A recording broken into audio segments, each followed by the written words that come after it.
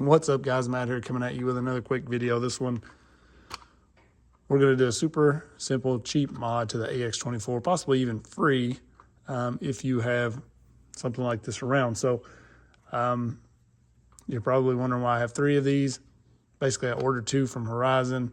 While I was waiting on those to arrive, seen this in the hobby shop and couldn't resist getting one and getting rolling with some videos and mods for you guys. So picked up another one. So now I have 3, which is kind of going to work to our advantage because I'm going to really mod one, kind of go super budget friendly mods on another, and probably leave one mostly stock just to kind of test. So we're going to talk about these things. This one I've did a little bit too. If you've seen my short on it, it has been pretty impressive. It's already made one, probably the toughest climb on my course.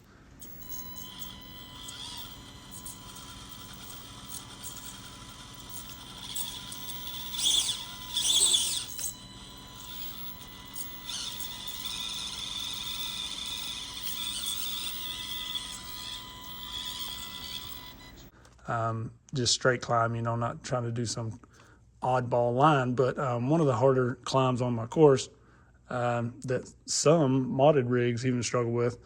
I've seen lots of people struggle getting up that. This thing made it with just a couple little mods, and really all I did to it is these brass steering knuckles. I'm gonna have a video on those very soon popping up, and then a little mod to the shocks up front. So that's what I'm gonna show you in this video. So you may be able to see this one's setting a little angled, front end a little lower. The front is solid, a little less bouncy.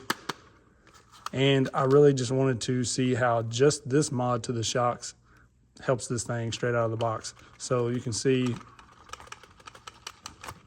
how that front end like stays kind of tucked, right? So when you're going uphill, it's not going to loop out as easily as this one. See how it just separates from the axle. So haven't moved the ESC or did anything on any of these as far as real mods go yet. So I'm gonna try these on the incline board just to kind of show you the difference in them. All I did to these springs, these shocks, is I took the stock spring off, this right here, and then I installed one of these on the inside of the shock.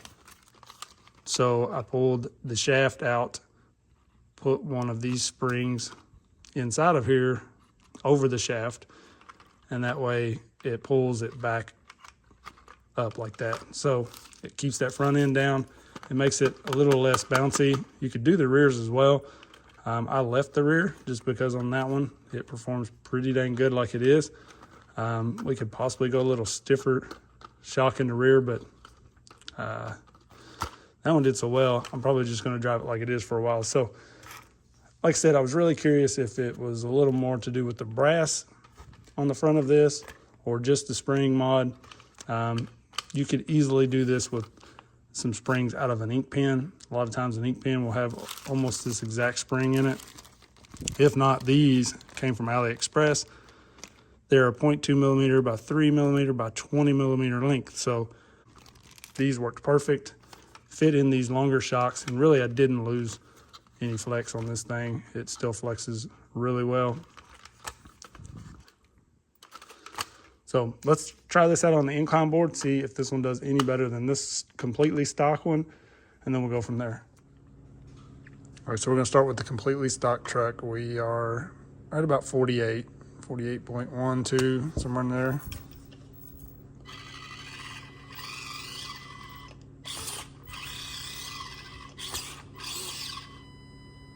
It's really all it wants is that 48.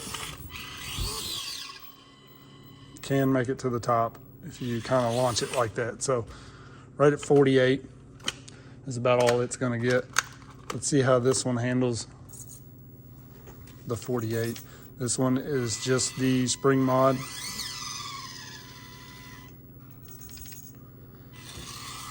So it walked up that pretty easy. Let's bump this up. I think we can get about 52 out of it probably. So we're right about 52 now with just the spring mod.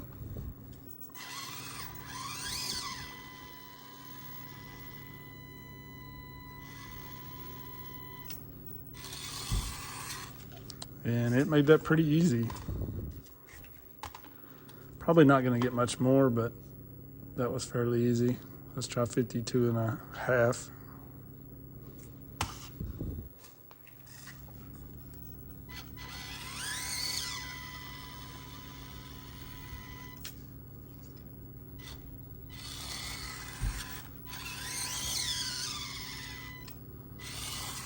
It's consistently getting that. So let's do 53.5.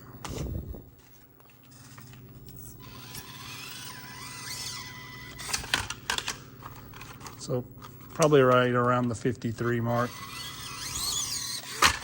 That's just too much for it. It's not gonna get that. So let's try this rig that has the shock spring mod and a little brass in the front. Let's see if we can make this.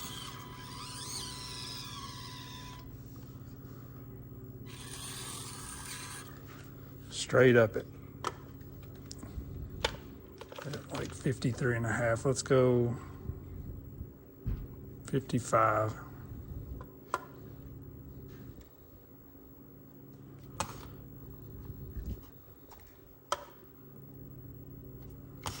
So we're about 54.8, right around 55 there. Still getting that pretty easy. It's definitely lifting that front left. We can put a little stiffer spring on the back shock. May help that. It's really about all we're probably going to get with it as it sits, but that is without moving the ESC, doing nothing to this thing but adding a little weight up front and that shock mod.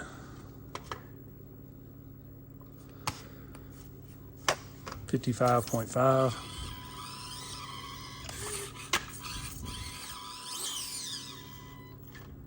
We still made it. So this thing can almost get 56 degrees without moving anything around. So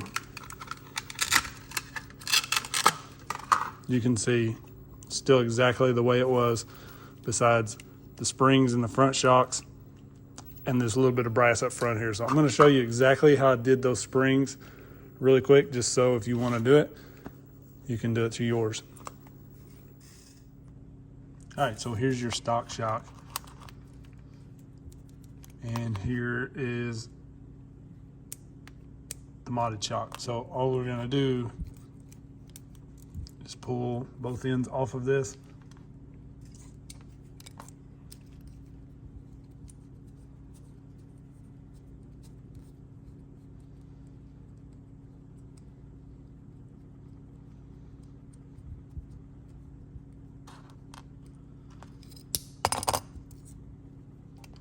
You can take this ring off, and they normally have this little bump stop. You can put it on, or you can leave it on, you can take it off, whatever.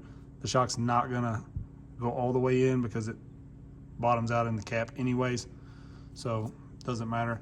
I left them on, just I think it looks a little better, but really doesn't matter. It could possibly, I guess, get pulled up here and slow the shock down a little, but I haven't had any issue with it. And then you're gonna put this spring on here and then put it all back together.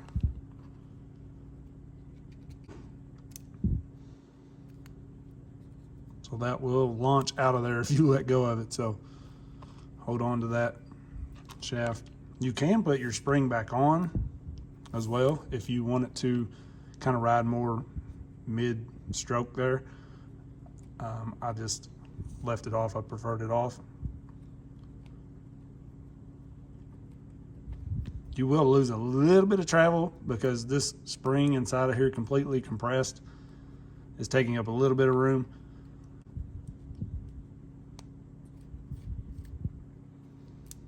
And that's it. So you can see this one has the little stopper on it. This one don't. Either way, it's not gonna compress any farther, but that's it. Super simple, and it makes a huge difference. So you guys let me know what you think about this. Like I said, you can achieve this with doing limiting straps. You can do fishing twine, you can do rubber bands, whatever. I just bought a bunch of these springs a long time ago playing around with different shocks. And on the stock FCX24 shocks, I didn't like the travel that you lost by that spring being inside of here, because they were very short shocks anyways. With these being longer, don't mind it a bit. So I actually really like these shocks. Maybe getting some of these to run on a few other rigs, because it just works and they're super simple. Oil field is not that important to me on these small rigs, so I kind of like this. You guys let me know what you think. I appreciate everybody. Peace.